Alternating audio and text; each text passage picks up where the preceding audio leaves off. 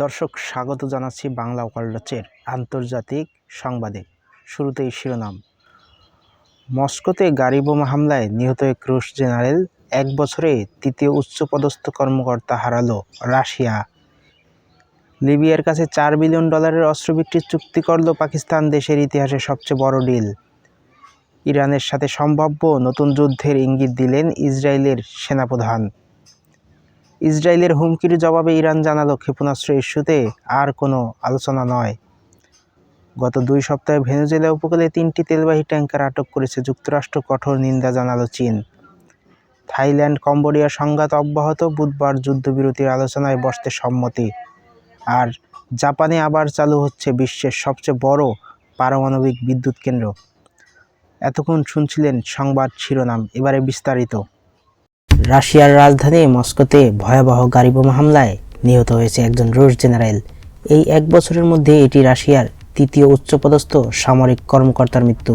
এতে দেশটির অভ্যন্তরীণ নিরাপত্তা নিয়ে নতুন করে প্রশ্ন উঠেছে। রাশিয়া বলছে এটি পরিকল্পিত হামলা এবং এর জবাব কঠোরভাবেই দেওয়া হবে। লিবিয়ার সেনাবাহিনীর কাছে $4 বিলিয়ন অস্ত্র বিক্রির চুক্তি করেছে পাকিস্তান। এটি পাকিস্তানের ইতিহাসে সবচেয়ে বড় অস্ত্র রপ্তানি চুক্তি হিসেবে বিবেচিত হচ্ছে। এর মাধ্যমে তাদের প্রতিরক্ষা শিল্প আরও শক্তিশালী হবে এবং বৈদেশিক মুদ্রা অর্জনেও বড় ভূমিকা রাখবে। এদিকে মধ্যপ্রাচ্যে পরিস্থিতি আবার উত্তপ্ত। ইসরায়েলের সেনাপ্রধান ইরানের সাথে সম্ভাব্য নতুন যুদ্ধের ইঙ্গিত দিয়েছেন। এর জবাবে ইরান জানিয়েছে, যুদ্ধের হুমকি চলতে থাকলে তারা ক্ষেপণাস্ত্র কর্মসূচি নিয়ে কোনো আলোচনা করবে না।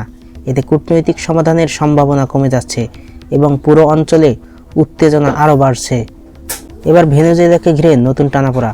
গত 2 সপ্তাহে ভেনেজুয়েলার উপকূলে যুক্তরাষ্ট্র আটক করেছে 3টি তেলবাহী ট্যাঙ্কার।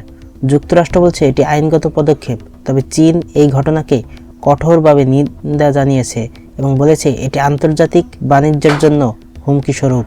এদিকে দক্ষিণ পূর্ব এশিয়ায়ও উত্তেজনা।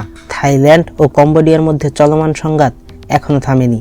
তবে আশার খবর হলো, আগামী বুধবার যুদ্ধবিরতি নিয়ে আলোচনায় বসতে সম্মত হয়েছে 2 পক্ষই। সবাই আশা করছে অন্তত এই বৈঠক কিছুটা স্থিতিশীলতা আনবে। সবশেষে জাপানে আবার চালু হতে যাচ্ছে বিশ্বের সবচেয়ে বড় পারমাণবিক বিদ্যুৎ কেন্দ্র। দীর্ঘদিন বন্ধ থাকার পর নতুন করে এটি চালুর সিদ্ধান্ত নিয়েছে জাপান। এতে জ্বালানি সংকট কমার সম্ভাবনা থাকলেও নিরাপত্তা ও পরিবেশ নিয়ে উদ্বেগ দেখা দিয়েছে। এটাই ছিল বাংলা ওয়ার্ল্ডওয়াচের সর্বশেষ আন্তর্জাতিক খবরের আপডেট। আরও খবর জানতে সাবস্ক্রাইব করে পাশে থাকুন। দেখা হবে পরের আপডেটে।